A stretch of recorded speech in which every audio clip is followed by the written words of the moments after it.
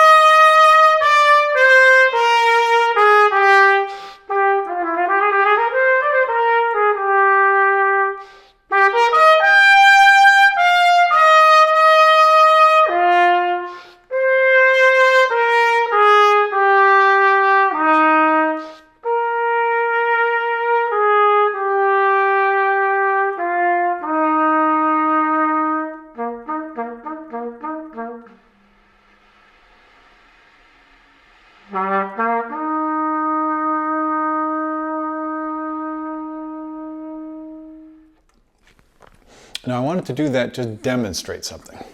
That's a problem where a lot of people are going to have. And the reason is you're playing fairly bold, upper register, or at least above the staff, double forte, and then you have to come down and play this very soft passage at the end. My problem is I tend to try and play it too soft. So I'm going to try it again and try and play it even softer. So I like to exaggerate the problem. So.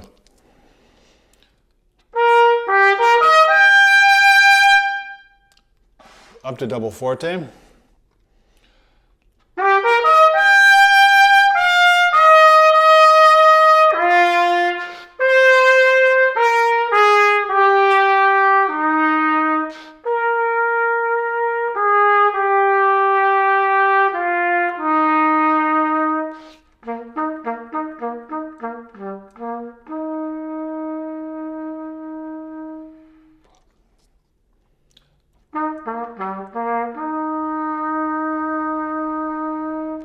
So sometimes when we try and play soft, usually when we try and play soft, at least for me, I can speak for myself, we tend to lose the beauty of the resonance in the sound, the true quality of the voice that we have on the trumpet.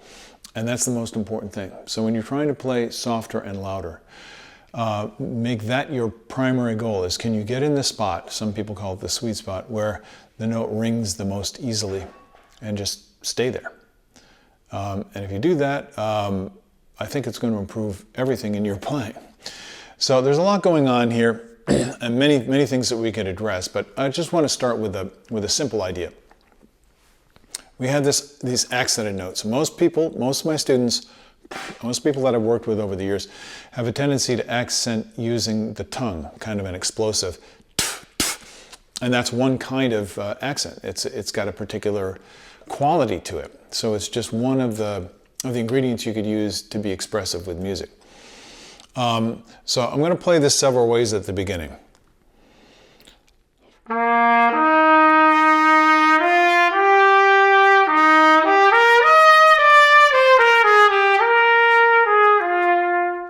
So there I have the line. Now what it says is that I should be accenting those notes. So what does that mean? It has to do with style. So I'm going to do it with the way a lot of people do it, with the tongue.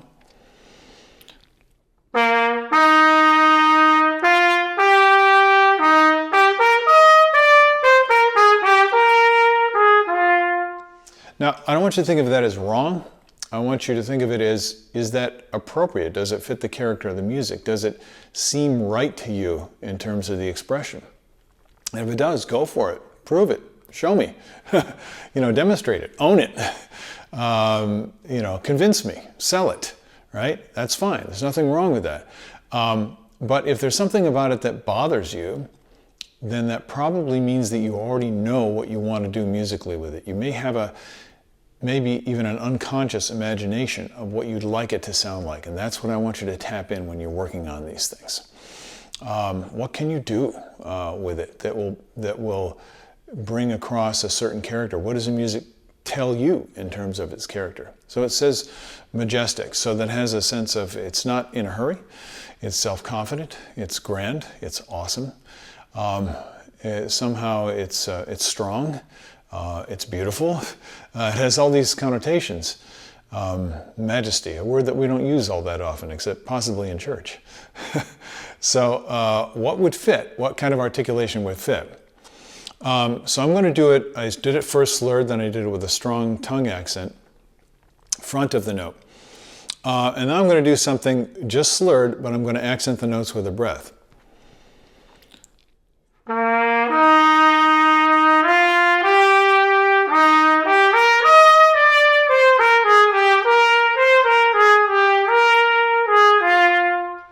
You see, each note has a shape. It has a definition. I did not tongue at all. I just did same thing I would do with my voice. Emphasis.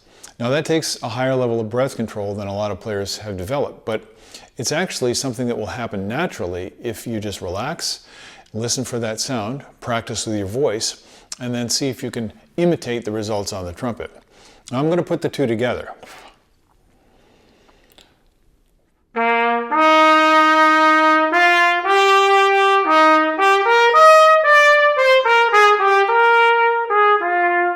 So now it has some character to it. I'm starting to like it, actually, much better than the first time I played it, I think. So this is encouraging. I feel like I'm getting someplace. Now, if that's the case, when you practice, do it again. Record yourself. See if it's really the result that you think. See if what's actually coming out of the trumpet matches up with your musical idea. It's one of the best things you can do when you practice. Don't use it to torture yourself, but to test and see whether you're getting as close to the target that you have in your imagination as you think. It's a great thing to do. Now I want to take a little break and go to the end and talk about that. For me is a technical problem. So you play loud, you play double forte, then mezzo piano, and it's gradually going down in range. And then it says piano, and then it says morendo, which means to die away. Most players tend to hold back, and I was holding back the first time through. I wasn't letting the air flow sufficiently, so I airbowled one of those low Cs, especially when I started to try and get very, very quiet. So what I want to do is feed the sound, feed the tone.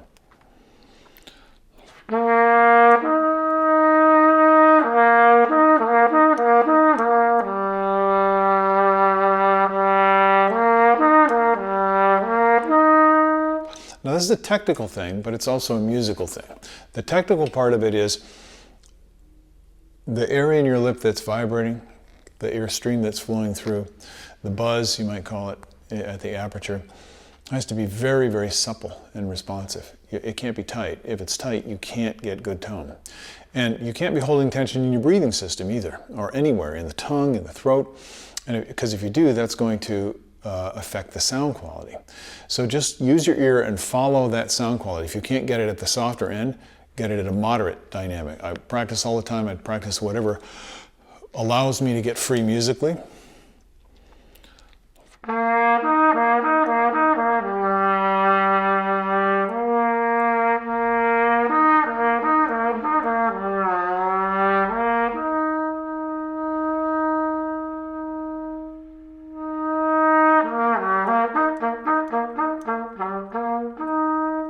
Now for most people, tonguing that is going to be the thing that kind of pushes it over the edge in terms of having a bad result.